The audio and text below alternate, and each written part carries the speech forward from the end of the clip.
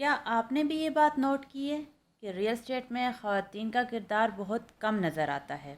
बाकी तमाम शोबों में अपनी महारत का लोहा मनवाने वाली ख़वातीन रियल एस्टेट में कम दिखाई देती हैं। रियल एस्टेट के क्या मिसाइल हैं, ख़वातीन क्यों कम दिखाई देती हैं, और रियल एस्टेट के अपने क्या मिसाइल हैं जो हल होने पे नहीं आ रहे। पेट्रोल और डीज़ल की बढ़ती हुई कीमतें रियल एस्टेट को किस तरह से इफ़ेक्ट कर रही हैं, ये सारी चीज़ें आज हम डिस्कस करेंगे। मुझे अनीसा सत्ती कहते हैं और आप देख रहे हैं तेज टीवी द एंटरप्रेन्योर्स जर्नी, और मेरे साथ मौजूद हैं मोहम्मद इकबाल साहब जो अलसफ़ा स्टेट्स के ऑनर हैं। अस्सलाम वालेकुम सर। वालेकुम अस्सलाम। कैसे हैं आप? अल्हम्दुलिल्लाह बिल्कुल ठीक ठाक।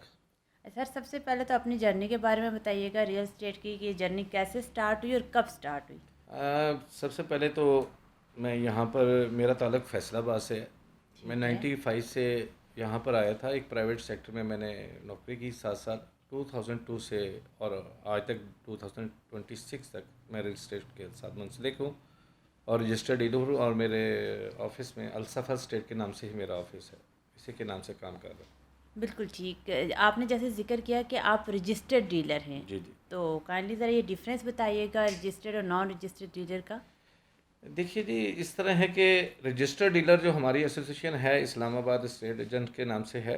उनके सदर हैं सरदार ताहिर साहब, जनरल सेक्रेटरी हैं चौधरी ज़हर रफ़ीक साहब हैं। और इसमें हमारे कुछ तहफ़्फ़ुज़ात थे, कुछ लोग हमें बाईपास करके जा के अपनी डील्स वगैरह करते, तो उन्होंने सोचा कि तकरीबन मेरे ख़्याल रजिस्टर्ड किया जाए इस फर्म को। फिर हमने एक इस्लामाबाद स्टेट एजेंट के नाम से एक रजिस्टर्ड करवाया गया। उसके अंदर तमाम जितने भी इस्लामाबाद के अंदर जितने भी काम करने वाले हैं रियल स्टेट, उनको एक जगह पर प्लेटफॉर्म पर लाया गया। उनके मसाइल्स होते हैं हर एक जिस तरह फर्म्स के अंदर मसाइल होते हैं, हमारे अंदर भी मसाइल थे, लिहाजा तमाम लोगों को रजिस्टर्ड किया। रजिस्टर के अंदर हमें ये होता है कि हमें तहफ़्फ़ुज़ होता है कि हमारे बैकेंड पर एक दीवार खड़ी है, और हाथ है। इस रजिस्ट्रेशन से तमाम प्रॉब्लम सॉल्व होगी। नहीं, अभी तक हैं कुछ काफ़ी हद तक होती हैं। जिस तरह गवर्नमेंट लेवल्स के अंदर कुछ हमारी सुनाई से एक बंदा नहीं पेश कर सकता, हम एक तमाम जॉइंट होकर एक जगह पर जाते हैं, एफबीआर के अंदर जाते हैं, गवर्नमेंट के साथ नेगोशिएट करते हैं, तो उसके अंदर हमें काफ़ी बेनिफिट मिल जाता है। अगर एक रजिस्टर्ड डीलर एक क्लाइंट को डील कर रहा है और एक नॉन रजिस्टर्ड डीलर एक क्लाइंट को डील कर रहा है, तो डिफरेंस क्या होगा और इससे क्लाइंट को क्या नुकसान हो सकता है? जी, नुकसानात इस तरह हैं कि जैसे अगर हम किसी जगह पर जाते हैं तो वो क्लाइंट बाहर से आकर एक चीज़ है, ह्यूज अमाउंट हमें अगर पे करता है, हमारे क्लाइंट को पे करता है, तो सबसे पहले वो हमारी ऑथेंटिसिटी देखता है, क्या है हम रजिस्टर्ड भी हैं, आया कि हम एफबीआर के अंदर हमारा टैक्स पेयर भी हैं। एक चीज़ है कि फिर वो जो रजिस्टर्ड डीलर होता है वो कहीं भी नहीं जा सकता, वो बॉन्डेज होती है। हर एक हमारी एक चीज़ होती है ना, लिख ली जाती है, परफॉर्मा होता है, वो कहीं भी नहीं जा सकता। विद इन हमारी ये तो फैमिलीज का वही भी रजिस्टर्ड क्लाइंट्स कर सकते हैं जिनको इस चीज़ के बारे में थोड़ी सी नॉलेज होगी जी। कि रजिस्टर्ड डीलर अलग होते हैं और नॉन रजिस्टर्ड अलग होते हैं, और वो ये आपकी भी इंफॉर्मेशन पहले कलेक्ट करते हैं जी, क्लाइंट्स, ऐसी ऐसा ही है। ऐसी है। तो बात कर लेते हैं रियल स्टेट पे कि ये जो सारी मार्केट है ये डाउनफॉल में क्यों जा रही है, इसकी क्या रीजंस हैं डाउनफॉल में जाने की। तो राइट नाउ तो पहले पेट्रोल डीजल की कीमतों से स्टार्ट कर लेते हैं, या जैसे भी आप चाहें। आप इसमें काम कर रहे हैं, आप यहाँ पे एक नामी ग्रामी शख्सियत हैं, तो आपको आइडिया होगा कि पहले रियल स्टेट जब इतनी पीक पे थी फिर दोबारा डाउनफॉल पे आ जाना, क्या रीजंस हैं? देखिए जी, मैं पहले अपनी बात को जो पिछले सवाल किए थे नॉन रजिस्टर्ड के ऊपर, नॉन रजिस्टर्ड के ऊपर जब भी कोई क्लाइंट जाता है डील्स करता है तो उसको अपने आप को कंफर्ट महसूस नहीं करता। अगर वो कहीं अपने बयाने की अमाउंट कोई पेमेंट देने के बाद अगर वो आगे पीछे भी हो जाता है तो उसके ऊपर कहीं भी उसकी शनासाई नहीं है, किसी भी स्टेज पर नहीं है। बिल्कुल। इसलिए तो ज़्यादातर लोग जो होते हैं, जो इन्वेस्टर्स होते हैं, जो परचेज़र होता है, वो रजिस्टर्ड डीलर को ही प्रेफर करता है।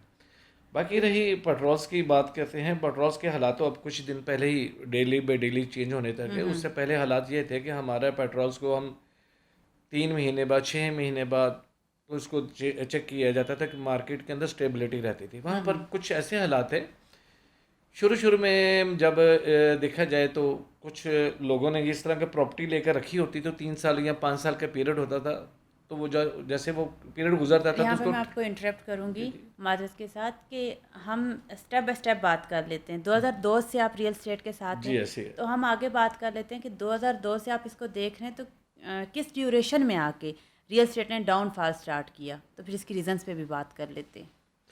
इस तरह के 2002 के अंदर तो पहले तो यही था, जिस तरह कंप्यूटराइज नहीं था, लोग लेते थे 3 साल, साल के बाद 5 साल के बाद उसको टैक्स पे नहीं करना पड़ता था।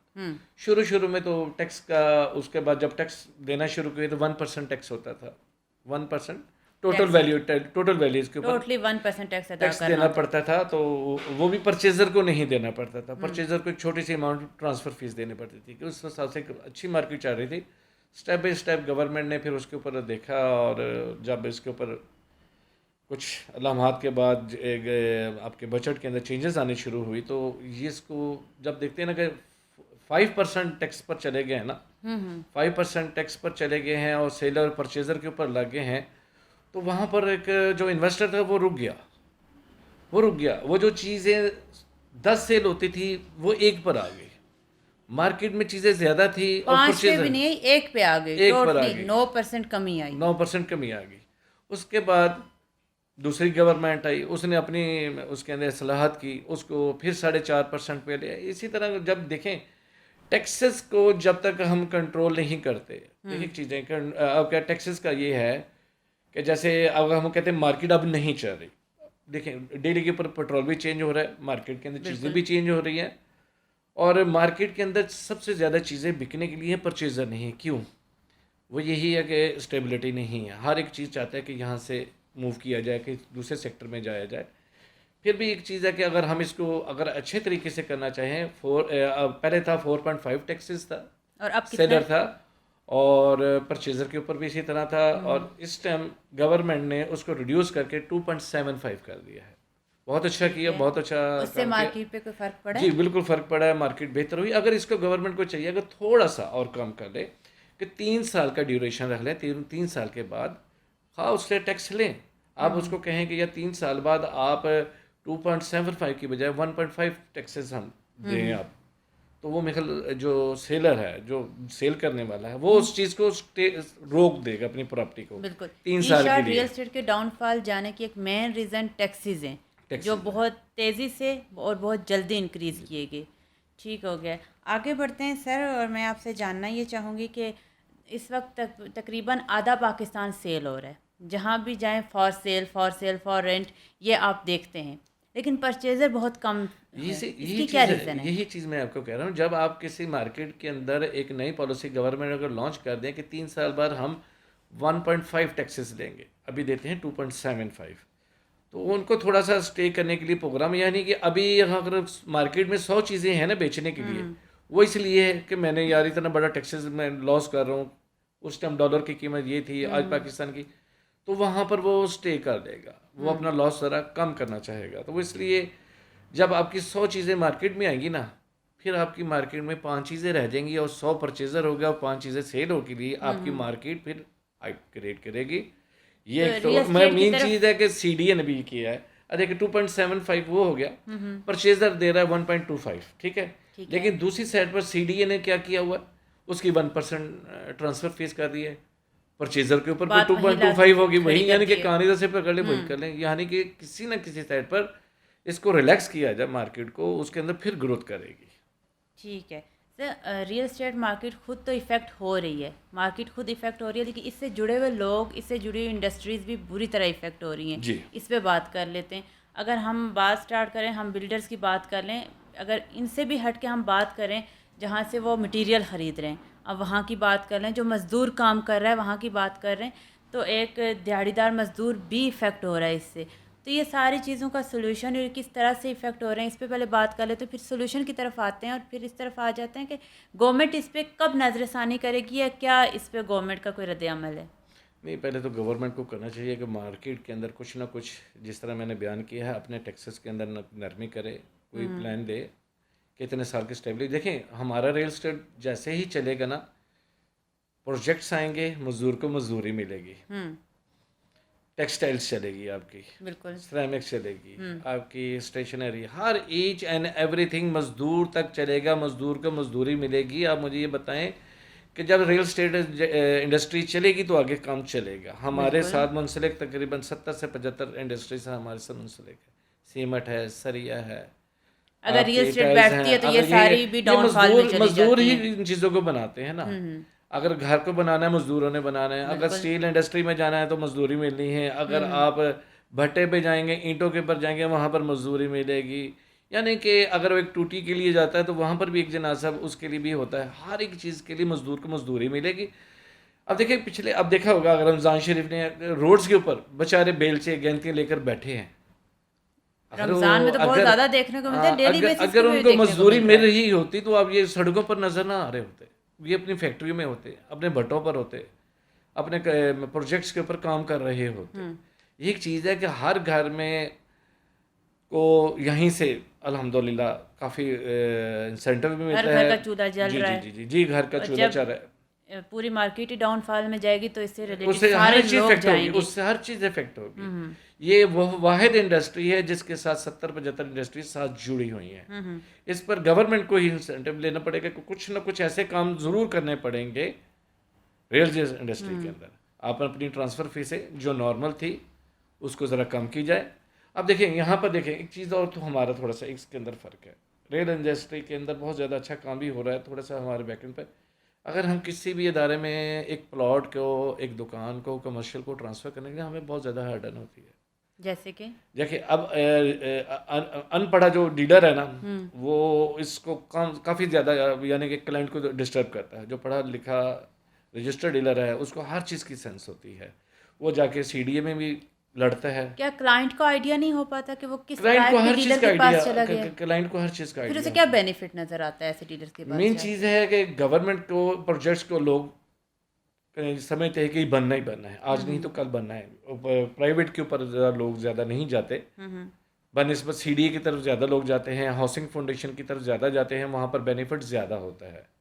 इसलिए जो हम सीडीए के अमले के अंदर ये होता है कि अगर हम फाइल क्लियर करनी है ना, तो उसके लिए थोड़ी सी हर्डन होती है। उसके लिए गवर्नमेंट को चाहिए कि ऐसे बंदे लाए जाएँ क्योंकि कल कल ट्रांसफ़र के लिए उनको किसी किस्म का मसाइल की परेशानी ना हो सके। बहुत सी वेबसाइट्स ऐसी हैं जो रियल एस्टेट से पेड सब्सक्रिप्शंस ले रही थी, एड्स ले रही थी, जी पेड जी ले रही जी थी। जी। लेकिन अब तो रियल एस्टेट के अपने ही हालात बहुत बुरे चल रहे हैं, तो उनके साथ कैसे चल नहीं रहे हैं? नहीं, ऐसे ऐसे बुरे हालात नहीं, ऐसे बुरे हालात भी नहीं जिस तरह आप बहुत ही ज़्यादा इसको डिस्टर्ब पेड करे हुए। सब्सक्रिप्शन हाँ, ले ये पा रहे ऐसी हैं। बात नहीं है। ठीक है। जो अच्छा काम करने वाले हैं ना, मैं एक चीज़ आपको बता दूं, वो आज भी एक अच्छा काम कर रहे हैं।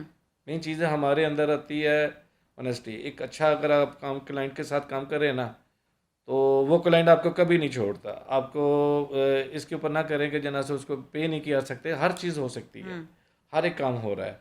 लेकिन एक चीज़ है, इतने हालात भी बुरे नहीं हैं, अल्हम्दुलिल्लाह काफ़ी बेहतर हो चुके हैं। अब क्लाइंट है मार्केट में। अब थोड़ी सी ठीक है। एफबीआई ने अपने थोड़े से चेंज किए हैं, उसकी तरह से मज़ीद जिस तरह वो कहते हैं ना कि पहले जो बूस्ट था मुशर्रफ दौर के अंदर जो बूस्ट था, तो वही चीज़ होना चाहिए। वो चीज़ हो सकती है, अभी भी हो सकती है, लेकिन हो नहीं रही। हो नहीं रही। कुछ चीज़ों की कमी है जिसको अगर उसके अंदर ऐड कर दिया जाए तो उसको हम दोबारा लेके जा सकते हैं। प्रॉपर्टी की ऑथेंटिकेशन पे बात कर लेते हैं। कैसे चेक करें एक क्लाइंट के प्रॉपर्टी जो वो ले रहा है वो ऑथेंटिक है, उसकी एलओपी, एनओसी सारी चीज़ें परफेक्ट हैं? हाँ, ये एक चीज़ आपने सही कही। मेन चीज़ है कि सबसे ज़्यादा तो हमारे प्राइवेट सेक्टर्स के अंदर, इसके अंदर धूम मचाई हुई है। छोटी सी ज़मीन लेकर उसको ज़्यादा शो करके वो ज़्यादा बेचा हुआ है। काफ़ी ज़्यादा पैसा हमारे क्लाइंट्स का मार्केट के उसके अंदर ऐसे डम बहुत हो से चुका है। स्कैंडल्स सामने जी आते जी, हैं जिस वजह बहुत से ज़्यादा। ये मार्केट जी जी, बदनाम ऐसी भी हो है। रही वो है। पैसा काफ़ी ज़्यादा डम उनके अंदर हो चुका है। लोग भी काफ़ी केयरफुल हो चुके हैं। अब ये चीज़ है, कुछ भी करते हैं तो अब गवर्नमेंट ने भी ये कह दिया कि जब तक हमारी वेबसाइट से आप चेक ना करें एनओसी मुतल्लिका सोसाइटी, उसके अंदर आप इन्वेस्टमेंट ना करें। लेकिन फिर भी कुछ हमारे डीलर्स हजरात भी ऐसे हैं जो ब्रेन वॉशिंग अनरजिस्टर्ड है, ऐसी होती है। वो ले आते हैं, किसी ना किसी बहाने से उनको ले आते हैं, फिर उनके लिए फिर दोबारा तकलीफ का बायस बनती है। बिल्कुल। जब तक हम इन सोसाइटीज़ के अंदर चेक एंड बैलेंस गवर्नमेंट सख्त नहीं करेगी, जितनी ज़मीन ली ही उतने के बेचने पर मजबूर नहीं करेगी, उससे अगर ज़्यादा बेच जाते हैं ना, उससे हमारे मसला बनता है। एग्जैक्टली सही कहा आपने। इस इंडस्ट्री में एक और जो हमें गैप नज़र आ रहा है वो ख़वातीन का किरदार है। जी। ख़वातीन हर फील्ड में अपना लोहा मनवा रही हैं, अपनी जो उनके पास स्किल्स हैं वो वहाँ पे मनवा रही हैं। तो ऑफ कोर्स वो रियल एस्टेट में भी काम कर रही हैं, ऐसा नहीं है कि रियल एस्टेट में ख़वातीन काम नहीं कर रही, लेकिन उस लिहाज से नज़र नहीं आ रही जैसे बाकी फील्ड में नज़र आ रही हैं। इसकी एक स्पेसिफिक क्या रीज़न नज़र आती है? नहीं, मैं इस तरह नहीं है। अल्हम्दुलिल्लाह काफ़ी लेडीज़ इनके अंदर इन्वॉल्व हैं। मार्केटिंग इस कंपनी में जाएँ तकरीबन आप देखेंगे 40% उन्हें मार्केटिंग्स के अंदर जितने भी बड़े प्रोजेक्ट्स हैं उनमें लेडीज़ ही काम करें। लेडीज़ का काम ये थोड़ा सा इसलिए मुश्किल है, जो आप कह रही हैं थोड़ा सा वो उस तरह नज़र नहीं आता जिस तरह जेंट्स हैं आपके आते हैं। हमारी जो प्रॉपर्टी की फील्ड है थोड़ी सी डिफरेंट है, ठीक है। जैसे कि मेन चीज़ है कि एक क्लाइंट कहते हैं कि जी जनाब मेरे पास आ जाएं, बैठ के डील बनाते हैं। तो लेडीज़ की कोशिश होती है कि वो हमारे ऑफिस में आए, वो यहाँ पर आके कंफर्ट नहीं महसूस कर रहे होते। तो लिहाजा इस वजह से अब एक क्लाइंट कहता है रात को 10 बजे मीटिंग है, वो लेडीज़ नहीं जा सकती। ऑफ वो कोर्स घर उन्हें से प्रॉब्लम निकलती हैं, होगी। उसकी प्रॉब्लम्स हैं, वो 9 बजे निकलती हैं, 10 बजे निकलती है, 6 बजे तक उनका मैक्सिमम टाइम होता है। बिल्कुल। अब वो डील के लिए मे भी हो सकता है रात को जो 10 बजे चलो वो चली भी जाती, 10 बजे वाली डील 2 घंटे 2.5 घंटे चल जाती, तो पीछे मुझे बताएं क्या बनेगा। इसलिए थोड़ा सा इसके अंदर थोड़ा सा इशू है। इसके और अलावा कोई प्रॉब्लम्स इसके अलावा नहीं है? अल्हम्दुलिल्लाह इस कोई वक्त मसला कितने नहीं। % खवातीन काम कर रही हैं रियल एस्टेट में? मैं 30% काम कर रही है, 30% कर रही है। मीन्स 70% मेल काम जी कर जी रहे हैं वही और मैं आपको कह रहा 30% हूँ कि इसमें फीमेल्स है, काम कर लेकिन रही मैं हैं। थोड़ा सा जो फैक्टर्स आपको टाइमिंग का बताया ना, इस वजह से थोड़ा सा काम है। इसके अलावा कोई क्योंकि फैक्टर एक नहीं डील है? के होते 5 मिनट तो 10 मिनट तो नहीं लगता है। क्लाइंट्स की बात सुनी जाती है, फिर दूसरे क्लाइंट की बात सुनी जाती है, तो 2-2 घंटे लग जाते हैं। वो 10 बंदे बैठे होते, एक लेडीज़ मुश्किल हो जाता है उसके लिए, इसलिए थोड़ा सा मुश्किल है। अनकंफर्टेबल जी फील हाँ, होता है। बिल्कुल। जो नए आने वाले हजरात हैं, जो यंग जनरेशन है, अगर वो रियल एस्टेट की तरफ आना चाहती है, क्योंकि एक चाम तो नज़र आता है, जी पैसा भी नज़र आता है, तो इस तरफ आना चाहते हैं, उनको क्या मशवरा देंगे आप?